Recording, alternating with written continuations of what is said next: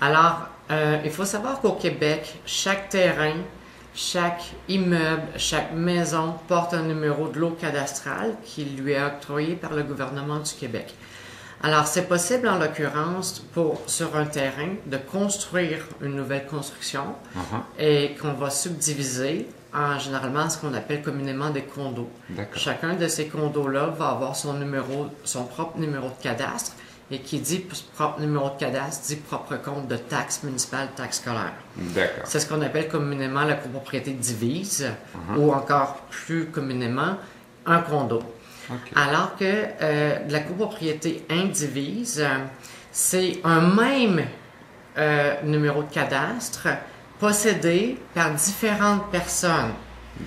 Donc, et on a vu apparaître dans les dernières années beaucoup de copropriétés détenues en indivision, ce qu'on appelle également, mais c'est pas correct comme appellation, un condo indivise, une copropriété indivise, où est-ce que, par exemple, on va avoir converti, et ça fera l'objet d'un blog peut-être plus tard, on aura converti un triplex en copropriété indivise. C'est donc dire que on ne changera pas l'existant lot cadastral et tout le monde va acheter une quote-part. Par exemple, si on est 3, un tiers, par exemple, un tiers indivis de ce triplex-là et on pourra jouir d'un des 3 appartements. On ne fait pas de modification cadastrale. C'est essentiellement la différence. Maintenant, pourquoi est-ce qu'il y a des gens qui vont opter plus vers un choix ou encore vers l'autre? Mais là, il y a des considérations dépendamment de la réglementation en vigueur dans les municipalités ou les villes. En Montréal, ce n'est plus possible quand il y a eu des locataires de transformer, dans les 10 dernières années, de transformer un triplex en condo divis. En copropriété divise. Alors, on doit nécessairement, selon une certaine méthode, et si on respecte certains critères qui feront l'objet d'un blog plus tard, procéder en indivision.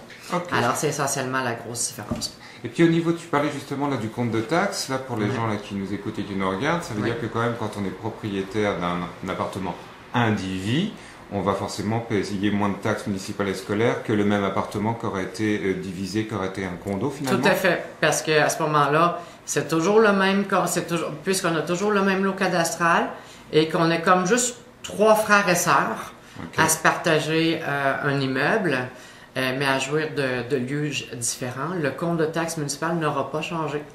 C'est un peu comme si vous vendiez un tiers ou une moitié ou peu importe laquelle quote-part de votre maison à un conjoint où cette personne-là embarque et devient avec vous copropriétaire de l'immeuble existant dont on ne touche pas à l'aspect juridique d'un point de vue cadastral de l'aspect.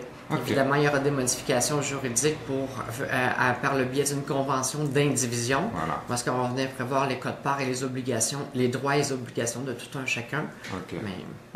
Donc finalement, ce que tu es en train de nous dire, c'est que donc, cette convention d'indivision, ça va être un petit peu le règlement de qui va utiliser quel appartement, la jouissance des parties communes, s'il y a un petit stationnement devant, s'il y a un petit jardin. Donc finalement, c'est les co-indivisaires finalement qui vont déterminer et puis mettre les règles de vie dans l'immeuble. Exactement. Et puis on va venir mettre dans cette convention d'indivision-là, en plus des règles des règlements essentiels, les droits d'usage exclusifs, mais également notre quote-part en matière de type de propriété.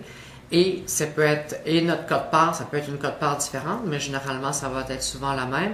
Notre quote-part dans les charges communes.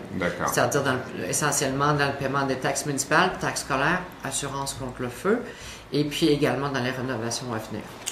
Donc juste pour résumer aussi, pour reparler de ce point-là, le principal avantage finalement d'acheter un indivis, c'est au niveau des taxes, on va payer moins de taxes municipales et moins de taxes scolaires, ça c'est un premier point. Et puis il y a un point qui est important, on n'en a pas parlé, c'est la différence entre quelqu'un qui veut acheter un condo traditionnel, il peut aller financer jusqu'à 95%, alors que celui qui veut acheter un indivis, tu vas me confirmer, il faut qu'il arrive au moins avec 20% d'apport personnel. Tout à fait, parce que l'indivision se pratique essentiellement au Québec, pour ne pas dire à Montréal, et ce n'est pas un type de prêt qui est assuré par la Société canadienne d'hypothèque et de logement.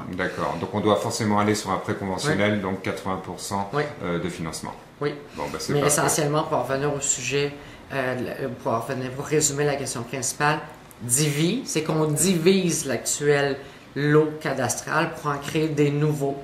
Indivi, c'est qu'on ne touche pas à l'aspect cadastral qui est en place, on devient tout simplement copropriétaire de ce même lot cadastral-là. Okay. Donc, partage de l'actuel immeuble tel qu'il est. Ok. Bon, eh bien, écoute, c'est parfait. Merci pour ce petit résumé. On a bien compris la différence entre le divi et l'indivi. Et puis, je te dis en tout cas, je te remercie d'abord, premièrement, et puis je te dis à une prochaine fois sur le blog. Merci. Salut Steve.